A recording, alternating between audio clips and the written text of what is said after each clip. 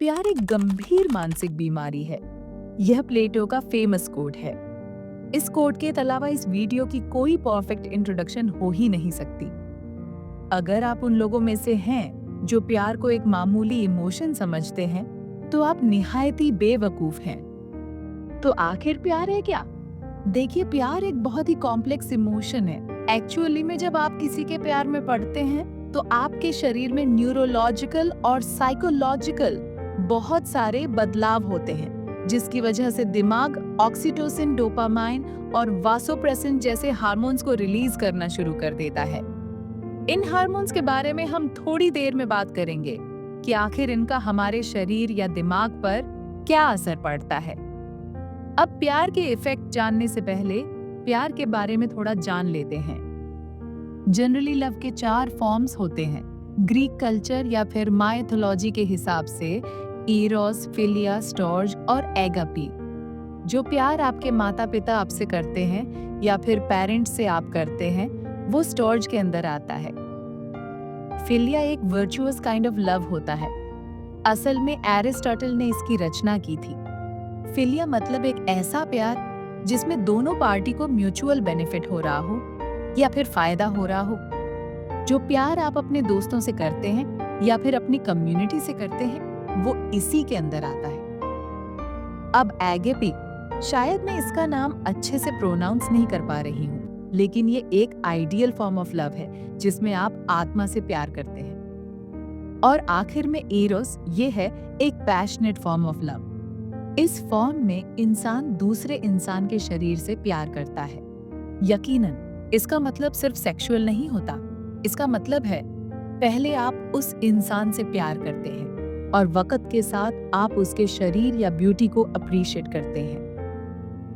अब प्यार एक मल्टी फैक्टर इमोशन है जिसमें बहुत सारे कंपोनेंट्स होते हैं। 1.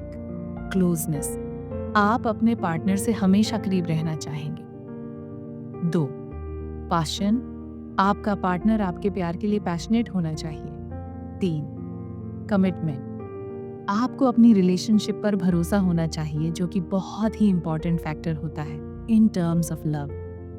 तो आखिर आपकी बॉडी में क्या होता है जब आप किसी के प्यार में पड़ते हैं? शुरुआत करते हैं डोपामिन से। जब आप प्यार में होते हैं तो डोपामिन का लेवल बढ़ जाता है। डोपामिन एक ऐसा हार्मोन है जो आपकी खुशी से रिलेटेड होता है। जितना ज्यादा डोपामिन, उतनी ही ज्यादा खुशी। दूसरी चीज है ऑक्सीटोसिन।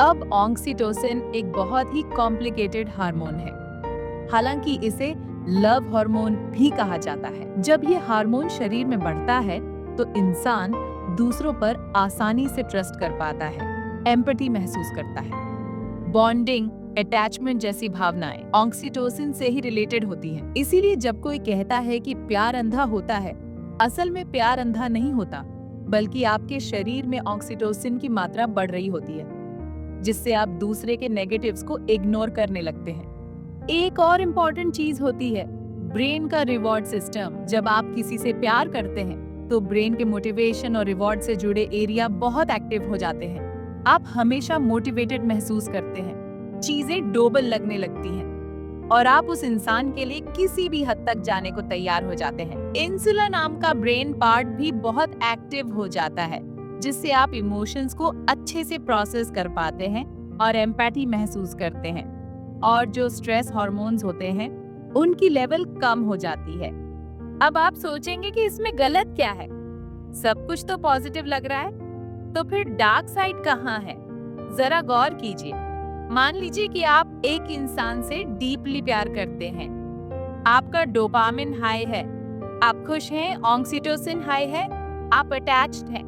आपको लगता है कि आपको वो इंसान मिल चुका है जिससे आप हर बात शेयर कर सकते हैं। फिर एक समय ऐसा आता है जब वो इंसान आपकी आदत बन जाता है और ज्यादातर केसेस में पार्टनर पॉसेसिव होने लगते हैं। जब आप रिश्तों को कस के पकड़ते हैं तो वो मजबूत नहीं होते, बल्कि दबाव के कारण टूटने लगते हैं। अब सोचिए, अगर किसी वजह से आप उस इंसान से दूर हो जाते हैं, तो यकीन मानिए आपकी बॉडी और दिमाग में बदलाव शुरू हो जाएगा और बहुत तेजी से स्ट्रेस लेवल्स अचानक बढ़ जाएंगे।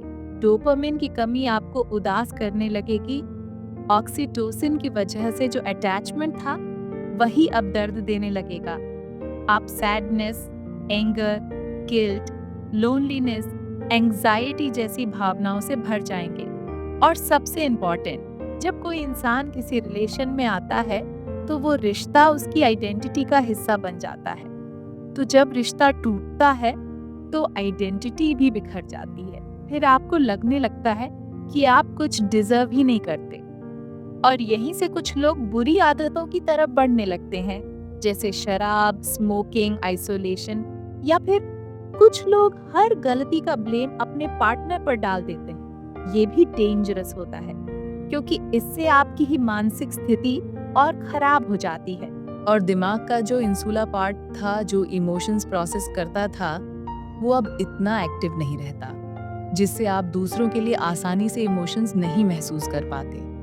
ये सारे एक्सपीरियंसेस आपको एक चीज सिखाएंगे, तकलीफ। और जानिए तकलीफ का सबसे बड़ा सॉल्यूशन क्या होता है? प्यार। यही तो दिक्कत है, एक टूटा हुआ इंसान तब तक नहीं जुड़ता जब तक कोई उसे प्यार से ना जोड़े। और यहाँ प्यार से मतलब इरोस नहीं है, मैं बात कर रही हूँ फिलिया और स्टोर्गे की। अपने दोस्तों से बात करिए, फैमिली से कनेक्ट करिए, खुद को समय दीजिए। गलतियां होना लाजमी है, आप इंसान हैं, आपकी जिंदगी कभी भी वापस शुरू हो सकती है। बस ये आपके फैसले पर निर्भर करता है। टूटना आपके हाथ में नहीं था, लेकिन बिखरना या नहीं, ये जरूर आपके हाथ में है। और जैसा हर बार, मेरा आखिरी पॉइंट ऑन ऑफ व्यू यही है, प्यार को समझने के लिए आपको प्यार करना जरूरी है। हालांकि ये वीडियो अब तक नेगेटिव थी, लेकिन मैं ये बिल्कुल नहीं कह रही कि प्यार हमेशा बुरा होता है। प्यार एक दोधारी तलवार है, एक तरफ आपको बना सकती है तो दूसरी तरफ आपको तोड़ सकती है। पर एक चीज पक्की है, जिंदगी ही क्या जिसमें प्यार ना हो।